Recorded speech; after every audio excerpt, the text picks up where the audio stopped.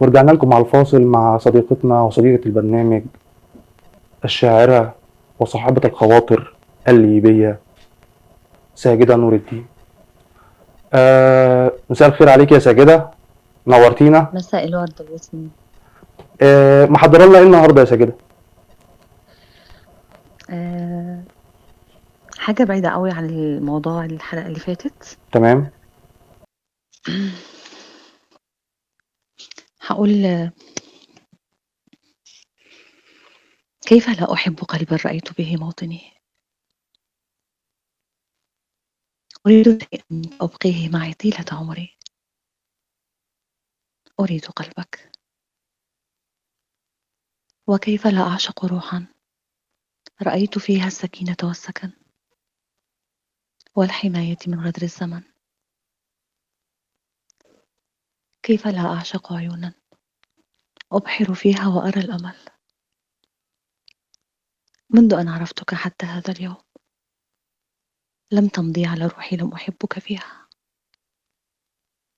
فمهما حدث بيننا أريد منك ألا تنسى طريق العودة إليه.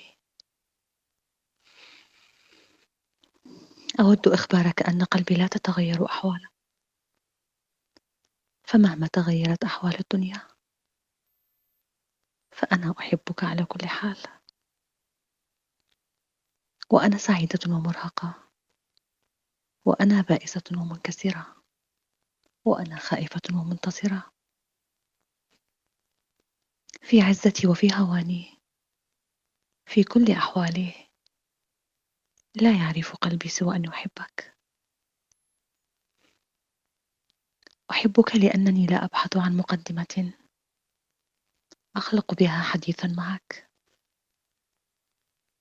لأنني أعود إليك كما يعود المتعب إلى راحته، ولأنك اليقين الذي لا يهزه شك، والأمان الذي لا يخالطه خوفا ولا ريبة. أحبك لأنني أجد فيك كل الإجابات عن أسئلة لم تسأل بعد. سلامتكم. صح لسانك يا ساجدة، وتسلمي لنا ويسلم صحبة. الشعب الليبي يا رب كله. واحنا من ميرسي مصر ميرسي. بنقول لك احنا بنحبك وبنحب شعب ليبيا وبنحب طبعا كل الوطن العربي.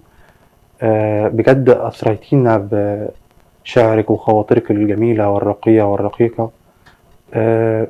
من أجمل الكلمات اللي أنا سمعتها بجد فعلا، ونتمنى إن كل الجمهور يسمعها بالشكل الجميل دوت. وبجد أنا سعيد كل السعادة إن أنت موجودة معانا في البرنامج كضيفة وكصديقة على البرنامج، ومداخلتك دايما دايما تثرينا بالرقي الخاص والكثير من مشاعرك وكلماتك الراقية. أنا بشكرك جدا. تمام. وأنا بشكرك جدا على حسن الاستماع ليا والاستضافة ليا للمرة التانية على البرنامج، فأنا أتشرف فيكم أكيد. الشرف لينا وبنشكرك جدا على مداخلتك الراقية. وحابب أقول حاجة للجمهور: وما الشعر إلا كلمات تعبر من خلالها عما بداخلك، فارتقي بما داخلك حتى ترتقي بكلماتك. فاصل ونرجع لكم تاني.